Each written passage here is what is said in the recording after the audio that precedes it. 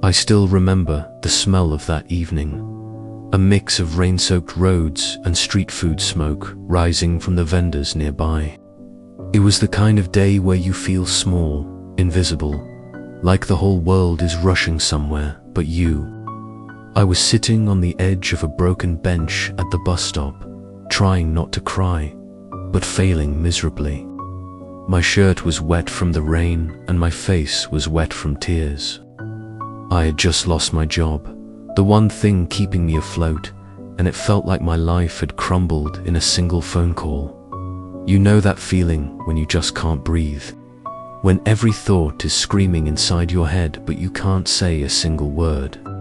That was me. I didn't know what to do next. I had bills piling up, my landlord threatening eviction, and parents who I couldn't bear to disappoint with the truth.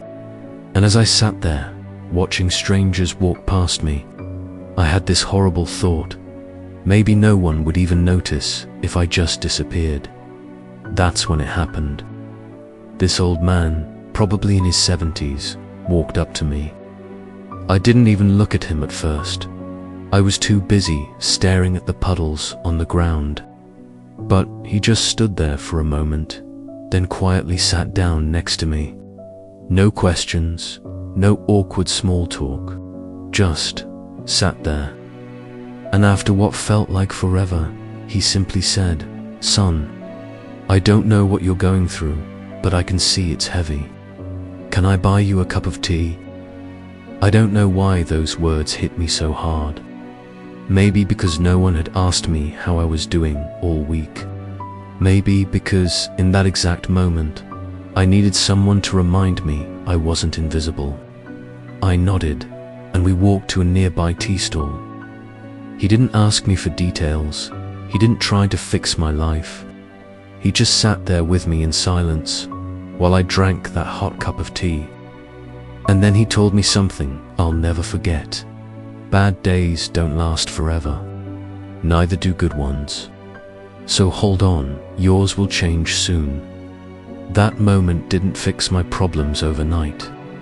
I still had no job, no money, no idea what I was going to do. But for the first time in days, I felt like maybe I could make it through one more night. Maybe I wasn't completely alone after all.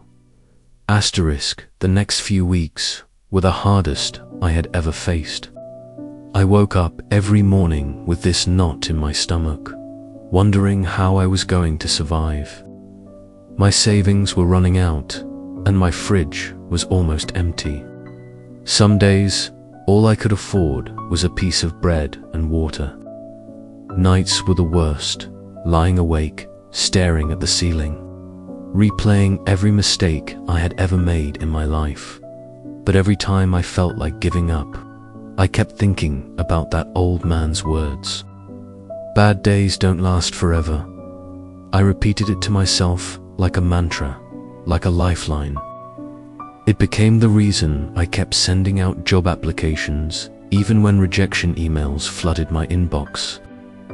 It became the reason I got out of bed when all I wanted was to disappear under the covers. One morning, I saw a homeless boy sitting near the same bus stop where I had broken down weeks earlier.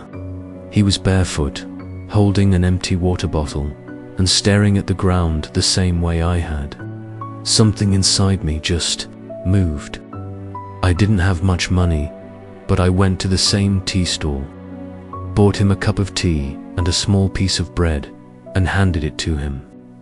He looked up at me with these wide, tired eyes and smiled. The kind of smile that breaks your heart and heals it at the same time. And in that moment, I realized something. That old man hadn't just given me tea. He had given me hope. And now, here I was, passing that same hope to someone else. Eventually, after weeks of searching, I finally got a job interview.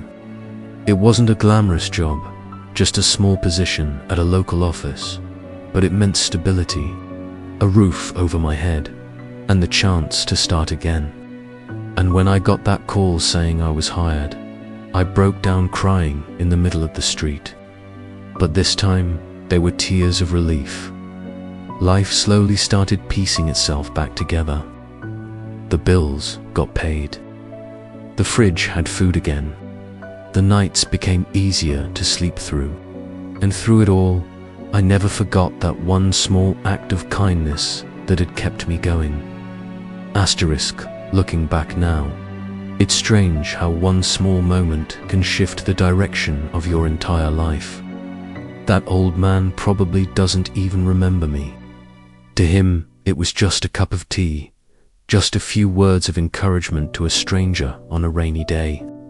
But to me, it was everything. It was the reason I didn't give up. And that's why I'm sharing this story with you today. Because maybe you're sitting on your own broken bench right now, wondering if anyone sees you, wondering if you even matter. You do. You are not invisible. Your pain is real, but so is your strength. And just like me, you might be one small act of kindness away from seeing the light again. But here's the other side of it. You also have the power to be that one person for someone else. You never know what someone is going through.